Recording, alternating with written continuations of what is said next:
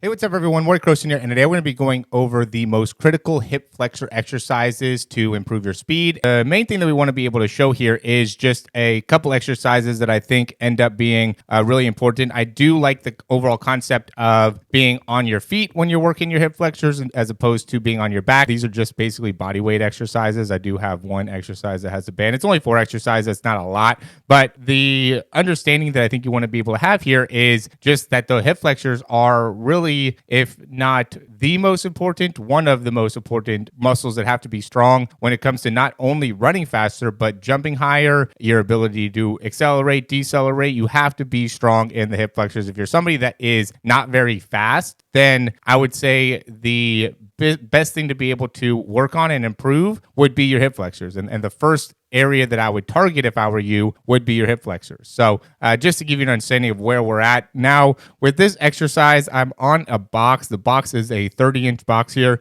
You may have to start off a little bit lower with the difficulty on this when you first get started, which is fine. You don't need to start off with the highest position. You could start off 24 or 26 inches, whatever. 24 would just be if I flip this box down, which I do a little bit later. But this is not an easy exercise. So first, what I would recommend is just work on being able to get this range of motion, right? And really properly get this range of motion. So what I'm doing here is I'm setting my hip back. I'm really trying to create as much downward action in my knee as I can, and also trying to get as much extension in my foot as I can. And I'm also getting as much of a extended position in my leg and keeping this toe facing straight ahead. Really, how you do these exercises is just as important as the actual exercise itself. So if you don't do these exercises correctly, you're not going to get nearly the benefit that you could as if you were doing really any other type of exercise, right? So if you're just doing a squat, you would not necessarily see huge benefit in your hip flexor strength unless you did the hip flexor,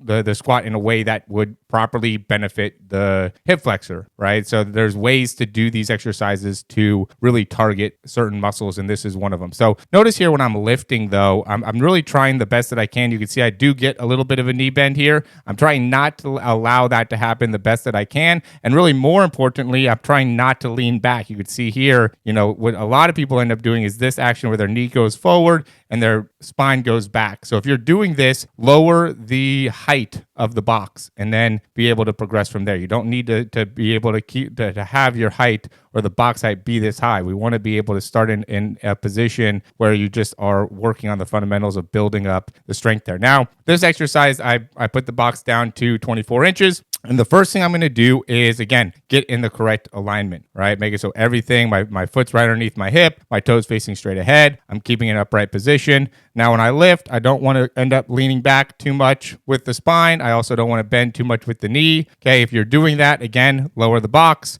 or you could just work on just lifting at first. Okay, again, these are all supposed to transition into improving your ability to access your hip flexor strength or improve your hip flexor strength. So now from here, I'm extending, and as I'm extending, I really want to be able to keep my foot the same height as my hip the best that I can. Okay, again, trying not to bend in the knee. I had a little bit of knee bend there, and trying not to lean back too much, right? And then I'm just setting my foot back down. So each rep, I go here, set back down, I reset, I lift up my foot first, right? So I see some people that just try to extend. Don't extend. Lift first with the foot, right? So I'm here, then I'm extending, okay? Then I'm coming back, and then I'm dropping my foot back down, okay? That's going to be how that ends up working out. So lift up, extend, try to keep that toe facing straight ahead as you're doing that, come back, and then lower the foot down, right? After you do that, I would say work the leg cycle, okay? So we need to get better at being able to understand what the position of the body is. Now, this isn't necessarily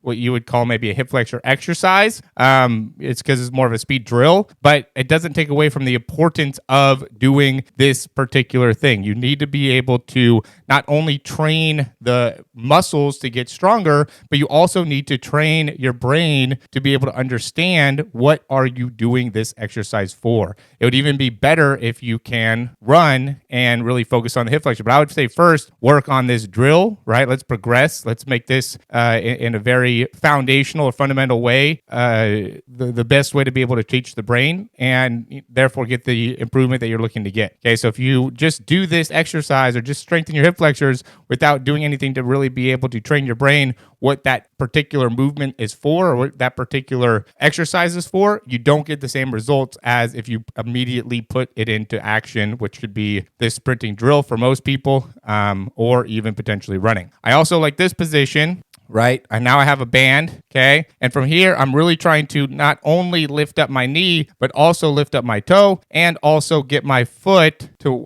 the goal would be for my foot to be right underneath the knee, okay? If you get your foot right underneath the knee, then that would be fully completing this exercise. You can see for me, I didn't get all the way to there, and I could potentially even lower the band resistance to be able to help me get there. For me, I like to keep it at the blue just because I want to be able to get better at this particular exercise and be able to strengthen. I did get a bit of an injury recently, so I haven't been able to train as often. So my hip flexors took a little bit of a obviously decline in terms of strength, but I should be able to get back up pretty quickly. But this ends up being a really important thing to be able to not only improve the hip flexor strength, but also help out with your start. So I would say with this is more of an exercise that you'd want to do as you're working on your start, your acceleration, maybe your first 20 yards or 20 meters, or first 10 yards, 10 meters, and then the other exercise where we're working more top end speed, more straight up, that's going to be something that you'd want to do with top speed type of training, 10-yard flies, 10-meter flies, or just running,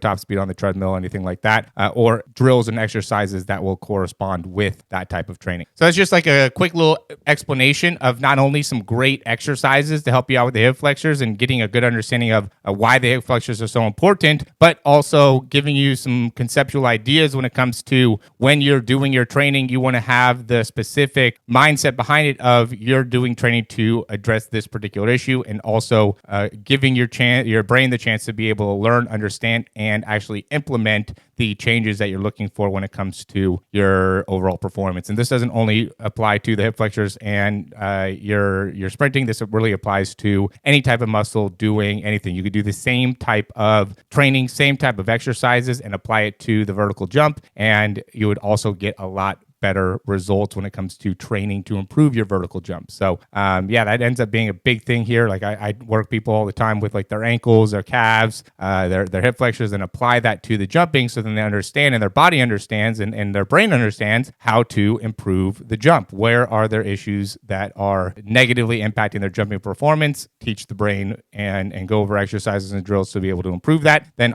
immediately apply that to their performance, and that's how you get the best results.